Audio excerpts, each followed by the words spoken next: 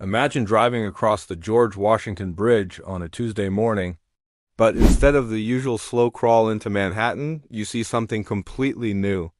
A row of toll booths converted into international border checkpoints.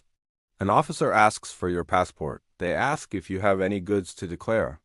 The license plates ahead of you are from New Jersey and Connecticut, but now they're foreign vehicles entering a sovereign nation. You look up, and the flag waving above the customs office isn't the stars and stripes. It represents the newly formed Republic of New York. This sounds like pure fiction. But New York is already an economic superpower. Its GDP rivals that of entire nations like Canada or South Korea. It's the financial capital of the world. Culturally and economically, it often stands apart from the rest of the United States. But what if that separation became official? What if the legal ties were cut? Would New York rise to become a wealthy, independent city-state like Singapore? Or would the administrative and logistical nightmare cause it to collapse from within? Welcome to the Independent Republic of New York. Let's analyze exactly how this would work. To understand the mechanics of this separation, we first have to look at the reality of the current map. In our timeline, New York is a vital organ of the United States.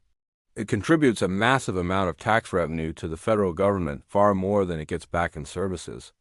This imbalance has been a source of political frustration for decades. New York holds the keys to the global banking system, the media landscape, and the United Nations. But it is also deeply integrated into American infrastructure. Now, imagine a timeline where political divergence reaches a breaking point. Instead of violence, imagine a national divorce, a negotiated legal separation driven by incompatible economic policies. The voters go to the polls. The referendum passes. The lawyers draft the treaties. On January 1st, New York officially becomes the world's 196th sovereign country. Let's pause and visualize the sheer scale of this change. We aren't just talking about Manhattan Island.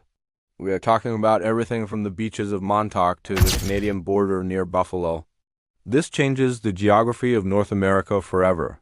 The United States is now geographically split. The Northeast Corridor is severed.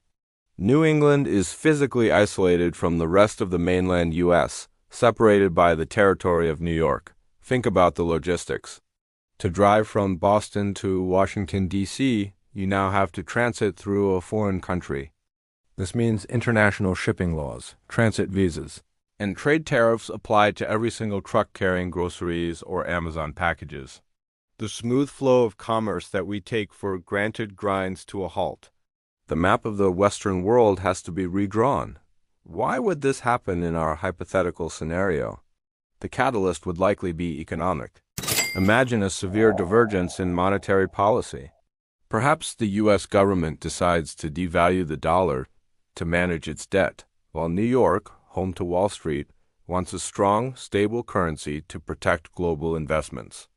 The interests of the financial capital and the political capital are no longer aligned. Or perhaps it's a legislative deadlock.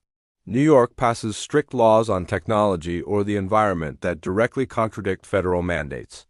The Supreme Court rules against New York, but the state refuses to comply. The constitutional crisis escalates until separation becomes the only logical administrative solution. Whatever the cause, the result is the same. The treaties are signed. The republic stands alone. The first major hurdle is the economy. New York is the home of the New York Stock Exchange. In this new timeline, does the stock exchange remain American? This creates a massive regulatory headache. If New York is a foreign country, U.S. companies listing on the NYSE are technically listing on an international exchange. The U.S. Securities and Exchange Commission, the SEC, would lose its jurisdiction. New York would likely have to create its own currency to control its monetary policy. Let's call it the empire. Dollar. Initially, this new currency would be incredibly strong, backed by the asset value of New York City real estate. However, this strength is a double-edged sword. A super strong currency makes exports expensive. Manufacturing in upstate New York could suffer because its goods would become too pricey for the U.S. market. But furthermore, major banks would face a choice. Do they keep their headquarters in a foreign New York and face U.S. tariffs? Or do they move their HQs to Charlotte or Chicago to stay within the U.S. banking system? The risk of corporate flight would be the new government's biggest fear. Now, let's look at the impact on daily life. The New York metro area is a tri-state ecosystem. Millions of people live in New Jersey and Connecticut but work in NYC. In an independent timeline, the commute becomes immigration. Every morning, the tunnels and bridges would become bottlenecks of passport control. A simple 45-minute train ride could turn into a 3-hour ordeal involving customs clearance. The labor market would fracture. New York companies might stop hiring people from New Jersey because of the complex visa paperwork. Consequently, real estate values in the suburbs could crash, while housing demand inside New York's borders would skyrocket even further, creating a housing crisis of historical proportions. Here is the most critical vulnerability: infrastructure.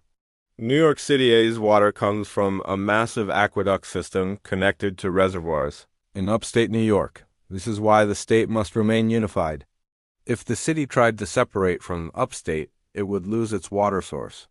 But even as a unified republic, New York has an energy problem. A significant portion of the electricity used in New York is imported from the power grids of Pennsylvania and Quebec. In this new scenario, energy becomes a diplomatic tool. The United States could threaten to cut off power transmission or raise energy export tariffs to pressure New York in trade negotiations. New York would need to rapidly achieve energy independence, likely by expanding hydroelectric power at Niagara Falls and building massive offshore wind farms. Until then, the lights staying on would depend on maintaining friendly relations with its neighbors. How does New York define its place in the world? It would likely not try to be a military superpower. Instead, it would model itself after nations like Switzerland or Singapore neutral, highly armed for self-defense but focused primarily on trade and diplomacy. The NYPD and state troopers would evolve into a national defense force. The Coast Guard stations in the harbor would be nationalized. Diplomatically, New York would have massive leverage. It hosts the United Nations. However, relations with the U.S. would be tense. The U.S. would have lost a huge portion of its tax base in its most iconic city. Washington, D.C. would likely be very difficult to negotiate with, imposing strict trade barriers to discourage other states from getting similar ideas. Beyond the economics, there is a profound identity shift. For over 2 centuries, being a New Yorker was a specific flavor of being an American. In this timeline, those 2 identities are divorced. Imagine the confusion for families. If you were born in New York but live in California, are you still an American citizen? Or does the U.S. government strip you of your citizenship because your birthplace is now a foreign entity? People would have to choose sides. It would be a bureaucratic and emotional nightmare. Friends would be separated by visas. The sense of shared history, the idea that the Statue of Liberty belongs to all Americans, would vanish. Lady Liberty would belong only to New York. The psychological blow to the American spirit would be immeasurable. The concept of union would be broken. This hypothetical scenario shows us just how interconnected we really are. Our water, our electricity, our jobs, and our currency don't stop at state lines. So, I want to ask you a question in the comments. If you had to make the choice in this timeline, would you choose to be a citizen of the Republic of New York with its wealth but high cost and isolation? Or would you choose to remain a citizen of the United States? And for my international viewers, do you think a breakdown of the U.S. into smaller countries would make the world more stable or more dangerous? Leave your thoughts below. I read the comments to see your perspectives. National borders often feel permanent, like they are carved in stone. But history teaches us that they are actually quite fluid. Nations rise, merge, and separate.